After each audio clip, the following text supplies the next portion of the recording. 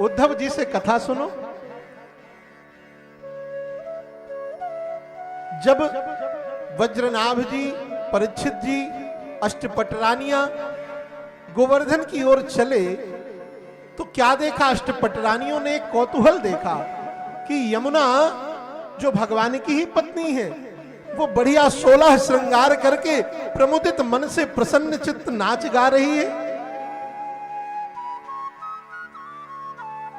पुनः पुलिनमागत्य कृष्ण दर्शन लालसा। जो यमुना है वह कृष्ण स्वरूप ही है। कृष्ण कृष्णा ही ना विभु। अष्टपट रानियों ने यमुना से पूछा, अरी कालिंदी, यमुना का एक नाम कालिंदी भी है, अरी कालिंदी, क्या तुम्हें गोविंद के विरह का वियोग नहीं प्राप्त व्याप्त हो रहा? अरे गोविंद हम सबको छोड़कर चले गए, क्या तुम्हें उसका विरह व्याप्त नहीं हो रहा? तो यमुना ने कहा, अरे बहनों तुम बावरी हो गई हो क्या? अरे जिस स्त्री को अपने पति का नित्य संयोग मिले वो क्यों विरह वेदना व्यक्त करेगी, वह क्यों दुखी होगी? अष्टपटरानियों ने कहा, क्या तुम्हें कृष्ण का दर्शन होता है? क्या तुम्हें कृष्ण का संयोग प्राप्त होता है? यमुना ने कहा, हां, निरंतर मुझे कृष्ण का संयोग, निरंतर मुझे कृष्ण का दर्शन होता है। हमें क्यों नहीं हो रहा? यमुना ने कहा, भगवान का तो वाक्य है कि एक पग भी भगवान ब्रज को छोड़कर कहीं अन्यत्र नहीं गए। पादमेकम न गच्छति। हमें क्यों नहीं दिखाई दे रहा? बोले दृष्टि में दोष है। तो ये दोष कैसे जाएगा? बोले भागवत की कथा सुनो। अष्टपटरानियों के अंदर भी जिज्ञासा जाग गई। सांडिल्य मुनि ने तो वज्रनाभ के अंतःकरण में भी जिज्ञासा जगा दी। अब सब गिरिराज जी की तलहटी में पहुंचे और गिरिराज जी की तलहटी में लगे उद्धव जी को बुलाने। उद्धव जड़ वृक्ष हो गए हैं। अब उद्धव जी को कोई आवाज दे थोड़ी आएंगे। उद्धव तो भगवान के बड़े उच्च कोटि के साधक हैं, तो उद्धव कैसे आए? हजारों मृदंग एक साथ बजने लगे और सुंदर वज्रनाभ जी ने, अष्टपटरानियों ने और सभी भक्तों ने मिलकर संकीर्तन किया। अरे वल्लभ विठ्ठल गिरधारी, श्री यमुना जी के बलिहारी। वल्लभ विठ्ठल गिरधारी, यमुना जी के बलिहारी। वल्लभ विठ्ठल गिरधारी, यमुना जी की बलिहारी। वल्लभ विठ्ठल गाइए। गिरधारी, यमुना जी के बलिहारी। वल्लभ विठ्ठल गिरधारी, यमुना जी की बलिहारी। वल्लभ विठ्ठल गिरधारी, यमुना जी की बलिहारी। यमुना जी की बलिहारी, यमुना जी की बलिहारी।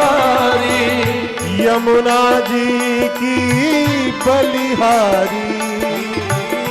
यमुना जी की बलिहारी। वल्लभ विठ्ठल गिरधारी, यमुना जी की बलिहारी। वल्लभ विठ्ठल गिरधारी, यमुना जी की बलिहारी। जब ऐसा संकीर्तन किया तो उद्धव जी आंखों में आंसू भर करके दौड़ते हुए आ गए और आकर के वज्रनाभ को हृदय से लगा लिया। भैया कहो क्या चाहते हो? वज्रनाभ जी ने चरणों में प्रणाम किया उद्धव के, कहे मुझे भागवत सुनाइए। सप्ताह कथा नहीं हुई। भागवत में वर्णन आता है कि माह कथा हुई। 1 माह तक उद्धव ने अष्टपट रानियों को, वज्रनाभ जी को 1 माह तक कथा सुनाई। सप्ताह कथा की विधि तो अब आगे सुनेंगे आप। 1 मास पर्यंत तक कथा चली, और जिसके कारण वज्रनाभ जी को ब्रज का सांगोपांग दर्शन हुआ।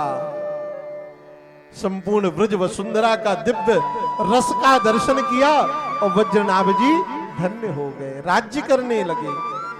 तो एक तो ये महात्मा है, और दूसरा महात्मा अब विस्तार से सुनते हैं। भागवत का पहला श्लोक महात्मा का, आप सब मेरे साथ बोले कि सच्चिदानंद रूपाय विश्वोत्पत्त्यादि हेतवे तापत्रय विनाशाय श्री कृष्णाय वयं नुमः। सच्चिदानंद रूपाय, बड़े ध्यान से सुनिएगा, बड़ा सुंदर भावार्थ है। सत, चित और आनंद, ये सत क्या है, चित क्या है और आनंद क्या है? देखो, सत्य है केवल संसार में परमात्मा, बाकी सब असत्य है। शंकराचार्य जी अपनी सूक्ति में कहते हैं ब्रह्म सत्यम जगन मिथ्या।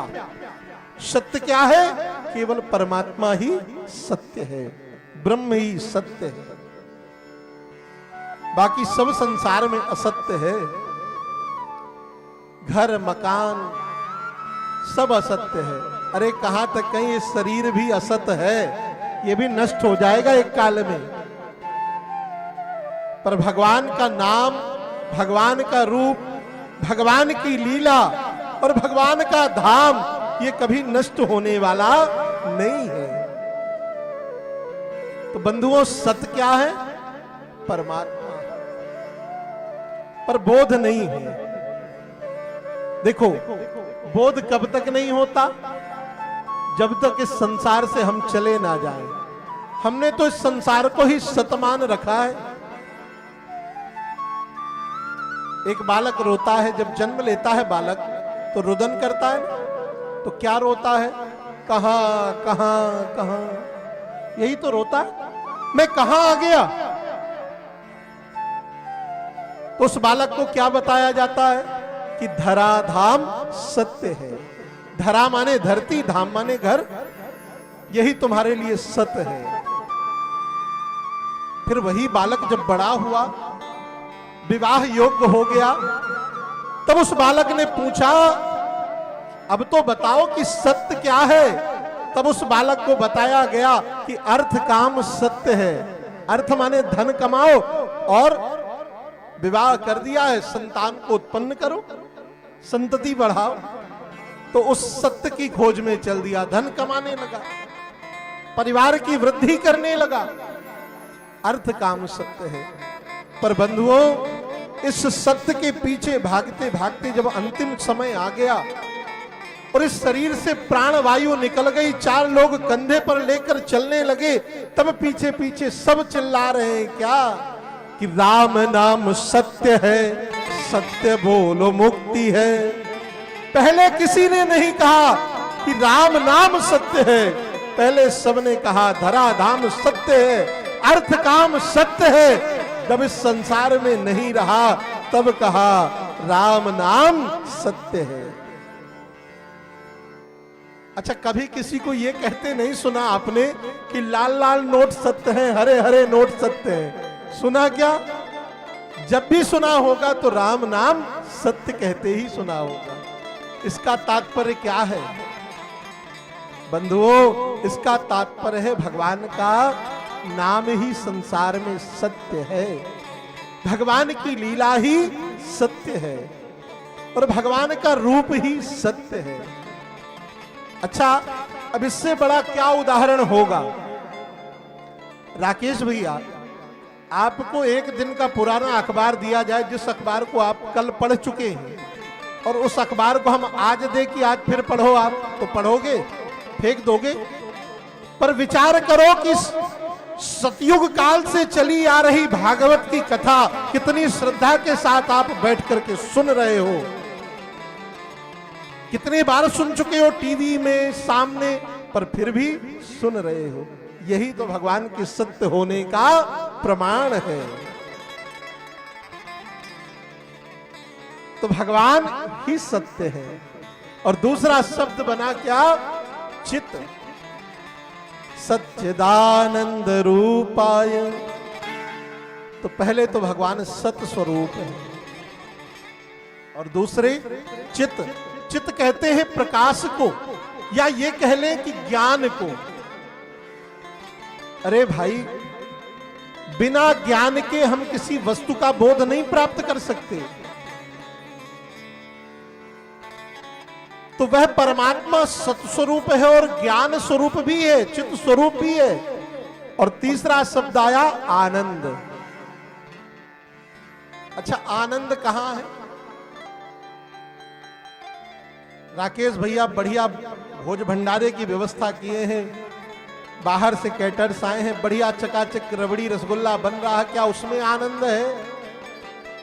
उसमें तो आनंद है ही, मान लो क्षणिक आनंद है, पर वास्तविक आनंद कहां है? अरे वास्तविक आनंद तो भगवान के चरणों में है। जिस दिन इस कथा में बैठे बैठे भगवान के विरह में आपकी आंखों से अविरल अश्रुधार बहने लगे, जिस दिन बैठे बैठे भगवान के मधुर मधुर संकीर्तन में आपका हृदय कमल नाचने लगे, तब समझ लेना कि आज जीवन में आनंद आ गया। आनंद बाहर नहीं होता, आनंद कहां होता है? अंदर होता है। और एक बात और भैया, हर शब्द का विपरीत बना है, शुद्ध का अशुद्ध, सत्य का झूठ, पर आनंद का कोई विपरीत शब्द नहीं है, कोई विलोम शब्द नहीं है। हो तो बताओ, कोई पढ़ा लिखा व्यक्ति हो तो? अपने राम तो कम पढ़े लिखे। आनंद का कोई विपरीत अर्थ है ही नहीं, कोई विपरीत शब्द ही नहीं है। आनंद तो बाहर का विषय नहीं है, आनंद तो अंतःकरण का विषय है। और वह आनंद कहां है? तो गोस्वामी जी कहते हैं,